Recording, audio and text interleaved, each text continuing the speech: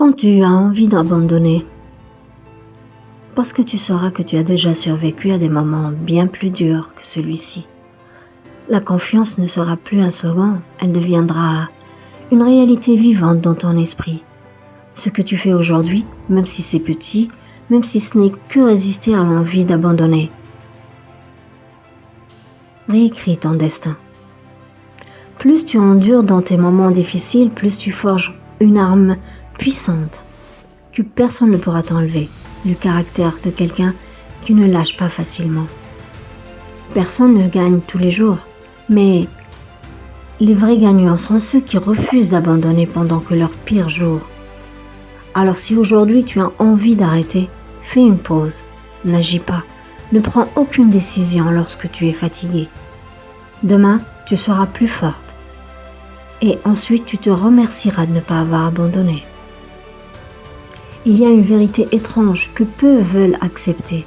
Le succès ne vient pas du banc gigantesque. Il vient de pas petits et réguliers, souvent ennuyeux, souvent invisibles, répétés chaque jour. Je dis cela avec conviction, parce que je l'ai vécu et vu des milliers d'autres sortir de la stagnation grâce à une petite victoire quotidienne. Tu n'as pas besoin de faire quelque chose de grand aujourd'hui, mais tu dois faire une bonne chose, même si elle est si petite que personne ne la remarque. Écris un paragraphe, plie ta couverture, marche 10 minutes. Dis non à une invitation négative, bois un verre d'eau de plus. Déconnecte-toi des réseaux sociaux 15 minutes, plus tôt que d'habitude. De petites actions comme celle-ci, faites avec attention, s'additionnent en changement que tu ne peux pas prévoir. Les gens sous-estiment souvent le pouvoir d'un petit pas parce qu'ils sont obsédés par l'image du grand saut. Ils oublient que chaque saut est composé de centaines de petits pas préparatoires discrets.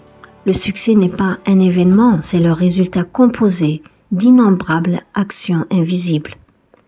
Pourquoi se concentrer sur les petits pas parce qu'ils diminuent ta résistance mentale? Ou quand tu regardes un grand objectif, ton cerveau active instantanément le mode défense. Suis-je assez bonne? Combien de temps cela prendra-t-il?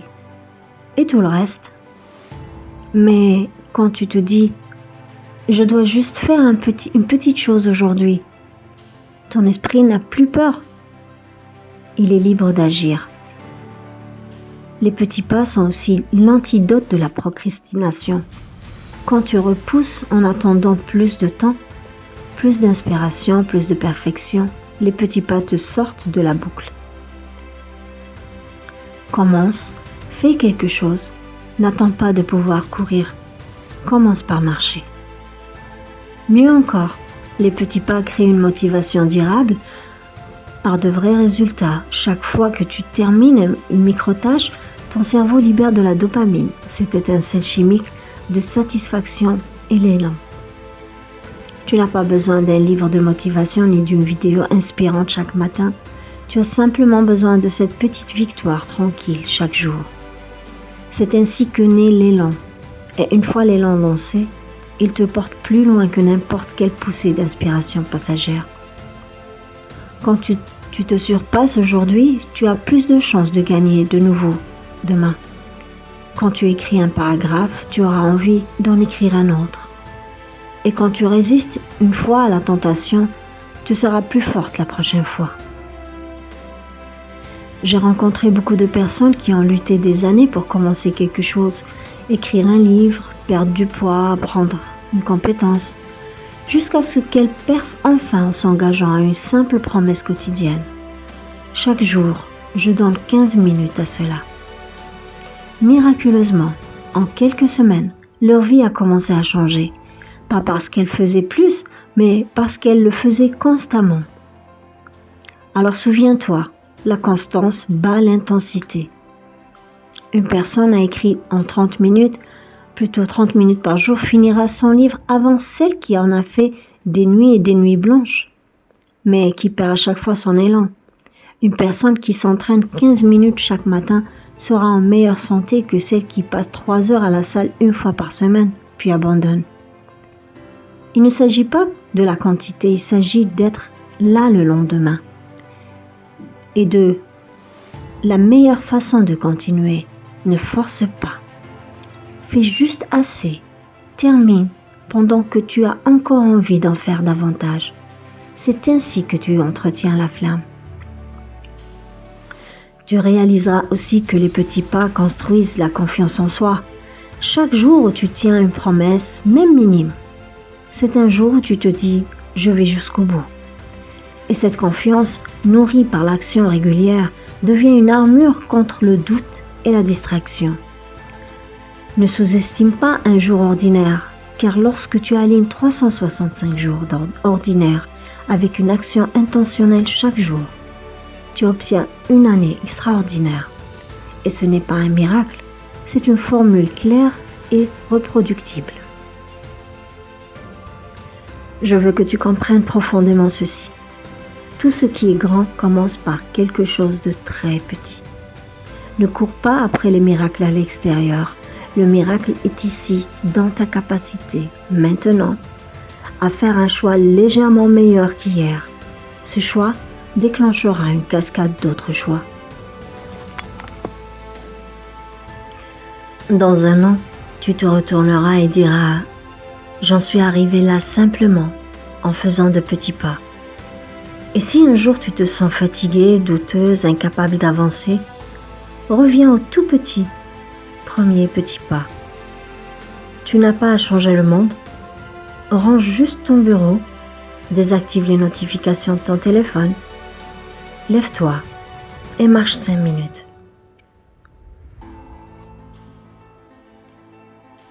Et les petites victoires et les grands changements. Oui, les petites victoires changent tout. La victoire d'aujourd'hui ne prend que quelques minutes. La petite réussite d'aujourd'hui est la graine de la grande victoire de demain. Tu n'as pas besoin de faire des choses parfaitement. Fais-les simplement, avec constance. Tu n'as pas besoin d'avancer 1 kilomètre. Fais juste un pas. Et tu n'as pas besoin d'être un héros. Ne renonce pas et tu gagneras. Un jour à la fois. J'ai longtemps cru que pour changer ma vie, je devais me changer moi-même. Essayer plus fort, être plus déterminé, plus discipliné. Mais j'ai découvert une véritable vérité plus profonde. Oui. Il est incroyablement difficile de se changer soi-même si tout ce qui t'entoure reste identique. Non pas parce que tu es faible, mais parce que l'environnement dans lequel tu vis et travailles chaque jour reprogramme silencieusement ton comportement, tes émotions et tes pensées, minute après minute, heure après heure. Si tu essaies de grandir tout en étant entouré de choses qui ne tirent que vers le bas, tu auras toujours l'impression de nager à contre-courant. Et personne, peu importe sa force, ne peut nager contre le courant éternellement. Chaque fois que tu décides d'agir, tu ne combats pas seulement la procrastination ou la peur en toi, tu combats aussi le contexte autour de toi. Si ton environnement est rempli de bruit, de négativité ou d'un manque de direction, tu perds facilement ton élan. C'est pourquoi l'un des leviers les plus puissants pour transformer ta vie n'est pas de commencer par te changer toi-même, mais de changer l'environnement dans lequel tu te places. Alors réfléchis-y. Si tu te réveilles chaque matin dans une chambre encombrée, que la première chose que tu vois est ton téléphone, les notifications et le bruit infini des réseaux sociaux, comment peux-tu commencer ta journée avec clarté, présence et intention? Si tu travailles dans un espace rempli de distractions, entouré de personnes qui se plaignent ou reportent sans cesse, comment peux-tu maintenir une concentration durable? Ton environnement est comme l'eau dans laquelle tu nages. Si cette eau est polluée, peu importe à quel point tu sais bien nager, tu finiras entraîné vers le bas. La bonne nouvelle, tu peux concevoir ton environnement pour soutenir tes objectifs à long terme. Tu n'as pas besoin de changer la ville ou de chercher un endroit parfait. Tu dois juste commencer par des ajustements simples mais puissants. Alors je vais te dire de commencer par ton espace physique, l'endroit où tu dors, où tu travailles, où tu manges. Te déplace, nettoie-le, simplifie-le. Place les choses importantes en évidence et enlève les distractions.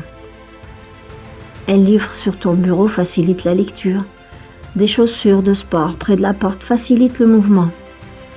Un environnement intelligent réduit ton besoin de volonté, car il t'oriente automatiquement vers la bonne action. Ensuite, ton environnement social. Les personnes avec qui tu as interagi chaque jour, prends un moment pour réfléchir honnêtement. Y a-t-il quelqu'un qui te freine? Quelqu'un qui te fait douter? Quelqu'un qui te fait sentir que tu n'es pas assez? Et à l'inverse, qui t'élève, qui t'inspire à être meilleur. Les relations n'affectent pas seulement ton humeur, elles façonnent ta direction. Parfois, tu n'as pas besoin de conseils, tu as juste besoin d'être entouré de personnes qui vivent correctement. Leur énergie rebondit sur toi, leur discipline questionne tes excuses et leur calme t'aide à trouver le tien. Si tu n'as pas encore ces personnes dans ta vie réelle, crée un environnement virtuel et ne sous-estime jamais la puissance de ce que tu regardes. Écoute ou lis chaque jour. Les podcasts du matin, les chaînes YouTube que tu suis, les articles que tu enregistres. Tout cela façonne ton état d'esprit. Si tu entends des plaintes chaque jour, tu finiras par croire que la vie est injuste. Mais si tu entends des histoires de résilience, tu commenceras à croire en toi aussi. Tu es capable. Sois sélectif avec ce que tu consommes, nettoie ton espace digital, désabonne-toi de tout ce qui te fait te sentir moins bien, désactive les notifications inutiles et donne plus d'attention au contenu qui te ramène à toi-même, qui affûte ton focus, stabilise tes pensées et renforce ton esprit. Ton environnement, c'est aussi la structure quotidienne. Ne laisse pas la vie t'emporter au hasard, conçois ta journée. Un matin avec une musique douce, de la lumière naturelle et un moment sans écran, t'ancre plus que n'importe quel café. Une heure profonde et concentrée de travail te fera avancer plus loin qu'une journée entière de distraction. Quand tu contrôles ton rythme, tu reprends le contrôle de ta vie. Voici la vérité essentielle. Tu ne peux pas t'élever en gardant le même environnement. Pour t'élever, tu dois changer ce qui t'entoure. Si tu veux lire plus, mets des livres partout. Si tu veux mieux manger, enlève le mauvais de ta cuisine. Et si tu veux créer davantage, installe un espace calme et lumineux qui appelle la concentration. Tu ne peux pas t'attendre à devenir discipliné si ton environnement t'invite constamment à abandonner. Et tu ne peux pas être constant si tu es entouré de personnes qui abandonnent toujours. Mais la bonne nouvelle, tu n'as besoin de la permission de personne pour changer tout cela. Tu es l'architecte de ton environnement. Chaque comportement est déclenché par un signal. Et change le signal et le comportement changera.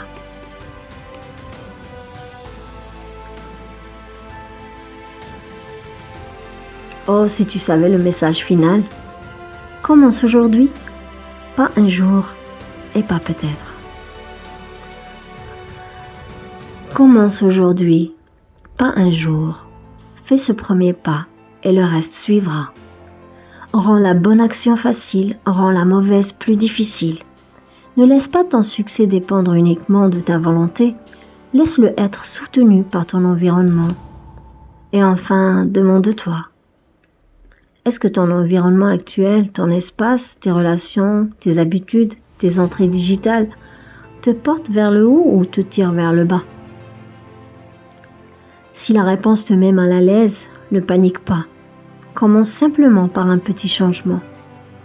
Débarrasse ton bureau, choisis un livre, désabonne-toi d'un compte négatif et envoie un message à une personne inspirante.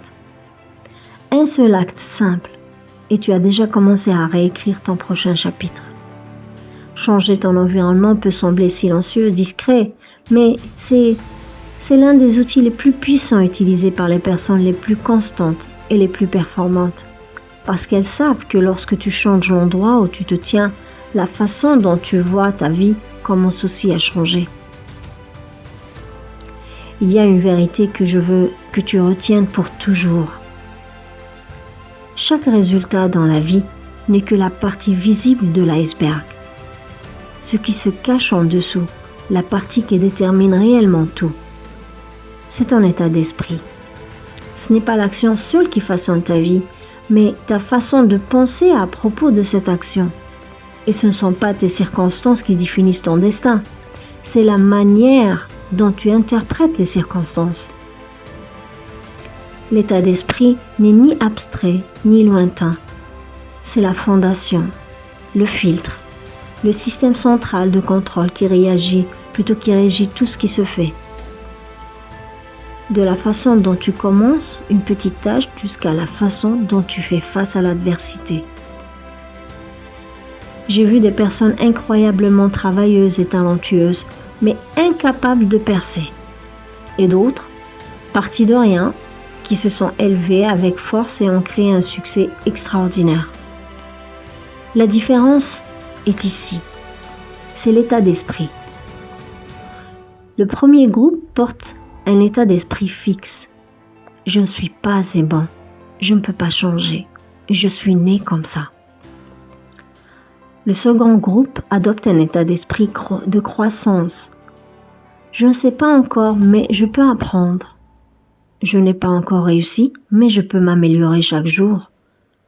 Je vais créer une meilleure version de moi-même. Tu ne peux pas contrôler tout ce qui arrive, mais tu peux contrôler ta réponse. Et c'est là que ton état d'esprit révèle ta véritable puissance. Quand tu échoues, te blâmes-tu ou abandonnes-tu? Ou en tires-tu la leçon pour te relever et avancer? Quand la motivation est basse, attends-tu l'inspiration ou te rappelles-tu que l'action crée la motivation? Quand les autres te jugent, te plies-tu pour leur plaire ou restes-tu aligné avec tes valeurs? Un état d'esprit fort, ce n'est pas être toujours positif. C'est regarder la réalité en face et choisir malgré tout une croyance qui te renforce. C'est dire « Je lutte mais je ne suis pas vaincu. Je suis fatigué mais je vais quand même faire ce qu'il faut. » C'est refuser de laisser les émotions dicter tes actions et choisir de te diriger toi-même. L'un des plus grands changements d'état d'esprit que j'ai fait, c'est lorsque j'ai cessé de me demander « Comment est-ce que je me sens ?» et que j'ai commencé à demander « Quelle est la bonne chose à faire maintenant ?» Les émotions fluctuent, montent très haut puis se troublent. La bonne action, elle, reste claire. Une personne réussie n'est pas celle qui se sent toujours bien, mais celle qui fait ce qu'il faut, même quand elle ne se sent pas bien. Et qu'elle ne ressent rien aussi. C'est ça, la discipline mentale. L'état d'esprit, c'est aussi la façon dont tu racontes l'histoire de ta vie. Tu peux dire « j'ai échoué donc j'ai peur d'essayer encore » ou tu peux dire aussi « j'ai échoué et cette expérience m'a appris à devenir plus fort ». Tu peux dire aussi « la vie est trop difficile avec moi ». Ou tu peux dire « les défis que j'ai traversés ont construit un esprit qui n'abandonne pas ». Même événement, histoire différente, un état d'esprit juste ne recrée pas les faits. Il recrée le sens pour te renforcer plutôt que t'affaiblir.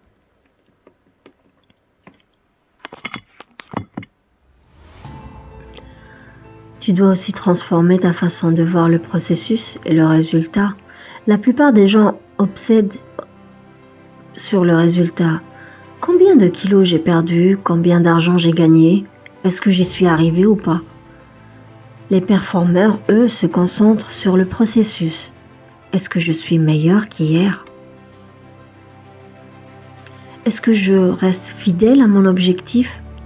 Est-ce que je suis constant, même sans résultat? Quand tu tombes amoureux du processus, tu arrêtes d'abandonner.